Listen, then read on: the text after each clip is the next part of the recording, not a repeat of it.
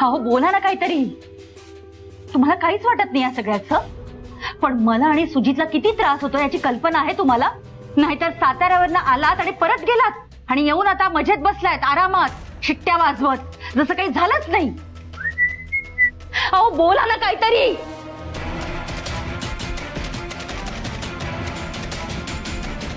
काय झालंय? या सुजितराव या, तुमचीच वाट बघतो मी. बसा.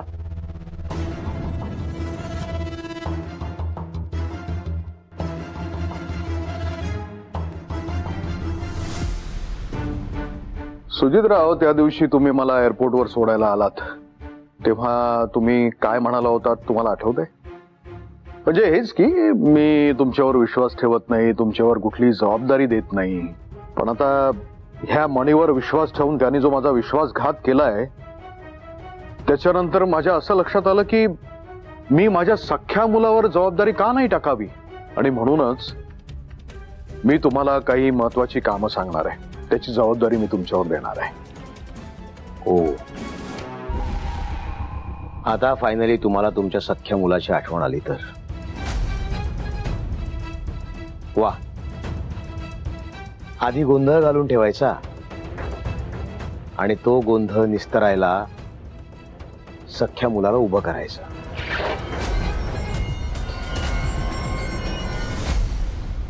डॅड, तुम्ही जो काय हा मेस करून ठेवलाय ना तो आधी आवरा. माझा अर्जुन त्या मणीकडून परत घेऊन या.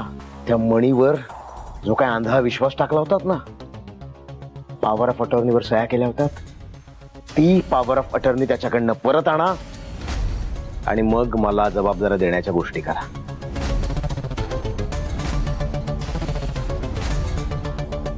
अहो सुजितराव, मी काय म्हणतोय? अहो शालिनी, तुम्ही तरी समजावा याला. अहो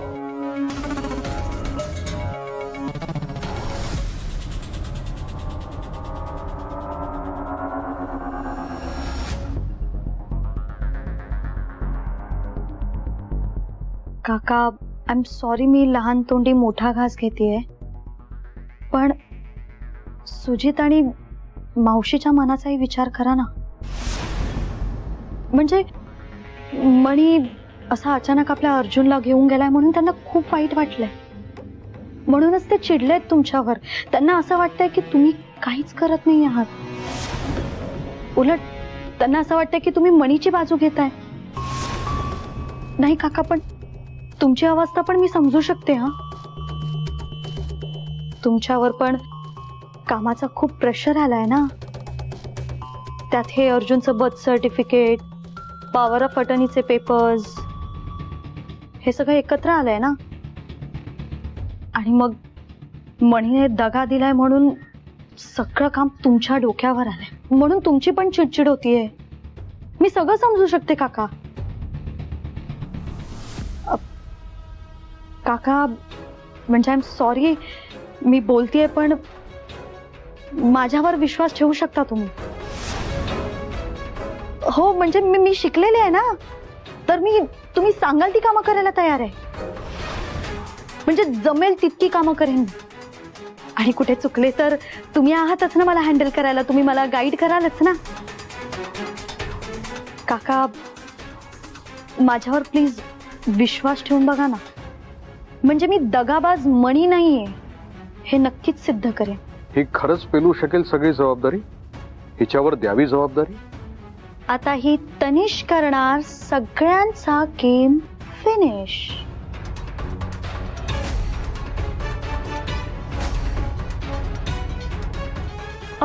काका, मी ऍक्च्युली विसरलेच. सदाला आहे ना सामानाची लिस्ट द्यायची होती. मी पटकन देऊन आले. हा, मी आलेच पटकन.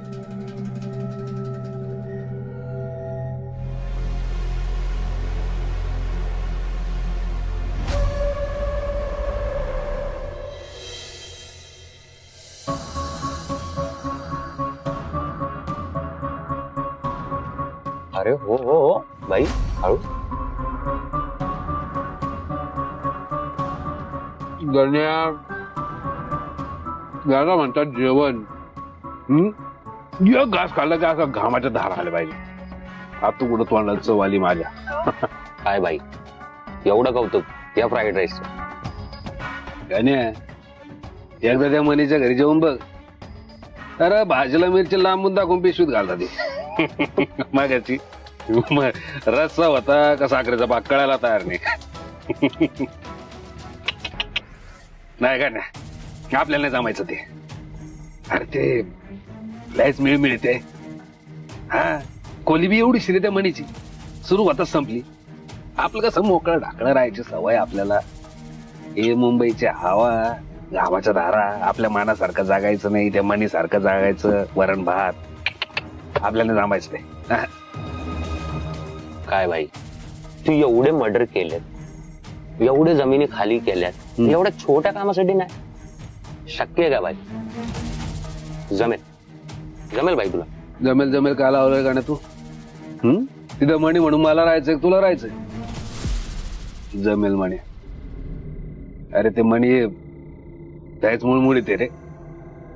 हा एकदमच जेंटलमॅन आहे ते. त्याच्या आईशी बायकोशी एकदम तो छान बोलतो रे. ते घरातले काम पण करत भांडी बिंडी घासत असले. अरे जरा पण रफ नाही ते.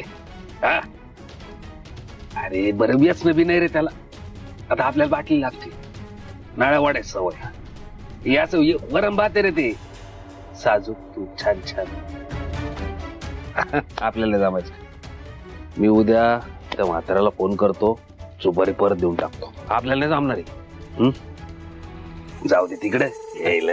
अरे भाई तू एवढा मोठा डेअरिंग बाज एका दिवसात हार मानतोस कसं चालेल भाई? आता मी एवढ्या लांबून बॅग पॅक करून मुंबईला आलो तुला कंपनी द्यायला. अरे भाई तू आठवण कर तुझी पहिली मर्डर सोपी होती का?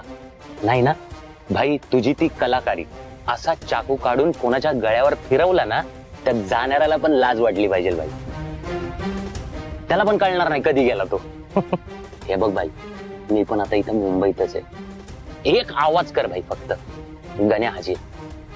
आणि भाई तो खासदार सरपोतदार पण आहे ना आता भरपूर पैसे द्यायला चालू केले. ते जमिनी देतोय. एकदा का तू त्याच्या पार्टीमध्ये गेला तर पांढरा झब्बानी कोट घालून भाईचा लगेच दादा. भाई सगळे काळे धंदे सोडून आपला भाई पण जेंटलमॅन ना. आणि भाई थोडीशी कळ काढ आणि सुपारी वाजव.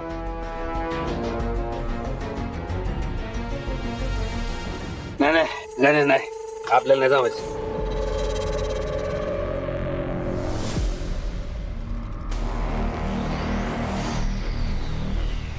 सकाळपासून दिन्याशी काही बोलणं झालं नाही. सगळं नीट सुरू असेल ना अशी अपेक्षा करतो. तिकडे काय परिस्थिती आहे कसं कळणार? फोन करून चालणार नाही. फोन केला तर स्वानंदीला